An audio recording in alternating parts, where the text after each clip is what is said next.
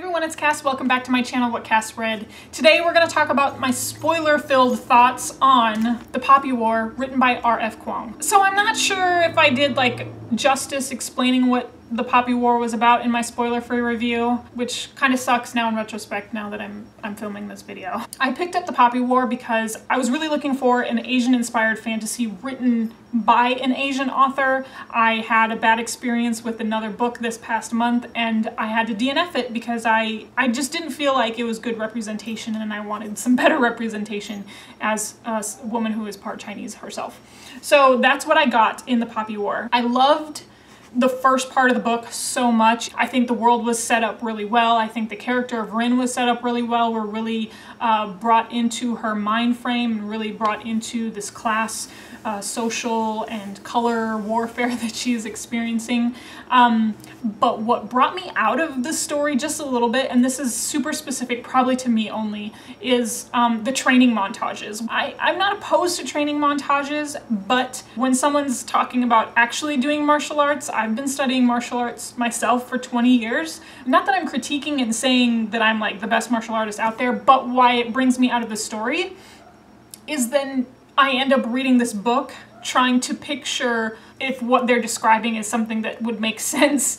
So it was unfortunate for me for that, but I still powered through because I really liked the story. But the training montage took up a large number of pages. I was really shocked with how much training she underwent and how much time it covered. I don't know, I guess training montages are kind of a weird thing when you're reading a fantasy book because sometimes you hate them, sometimes you love them, but this one I just felt like went on for a little too long. The other thing that I was interested in was her description of the different types of drug use. I have some friends who partake in different psychedelic drugs, including mushrooms and LSD, and I don't partake in that, but the descriptions in here matched their descriptions of what they experience.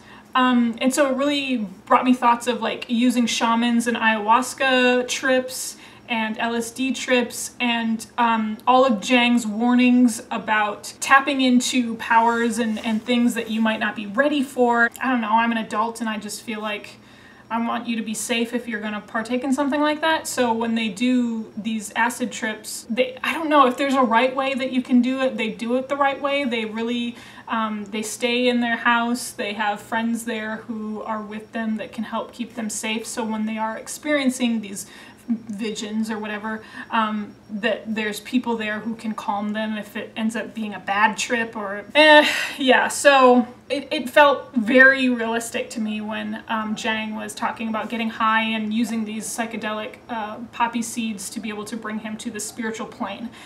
And then the other side of it was the dark side of this opium and this heroin use, and oh, the descriptions of Alton when she discovered Alton. And there was nothing human behind his eyes. I just feel like that was so well written and it's really hard to think about.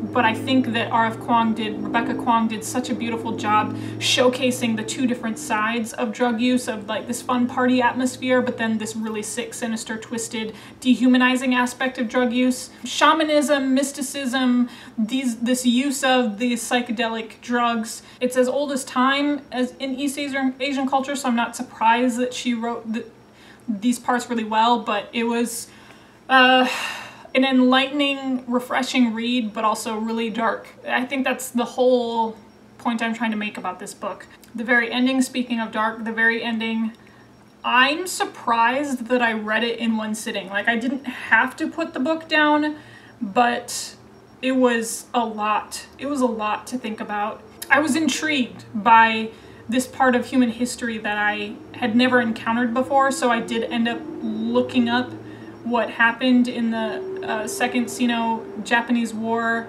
and the rape of Nanking and Unit 731. This is a part of human history that I had no idea about, and that was Rebecca Kuang's whole point, was she wanted to bring this to light to a Western audience because we don't teach this in our history books. And now it's a part of human history that I know about and I can't unknow it. Like, it was so horrific and so atrocious. The thought that actual living human beings did this to one another as recent as 80 years ago is appalling, and it's just like, I can't unknow this now. I can't unknow this part about human history, and I think that was her whole point. I do look forward to seeing what we're gonna get in the second book. The whole aspect of potential biological warfare, is that gonna be brought up? Because that was something that the Japanese were exploring very heavily in World War II, and so I'm really interested in how this will continue.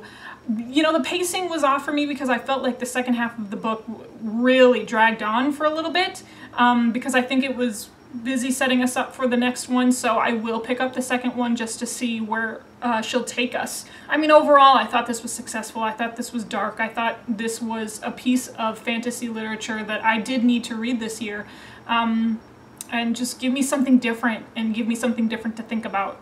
I ended up switching around my fantasy reviews because I literally finished that book as of filming this 2 days ago.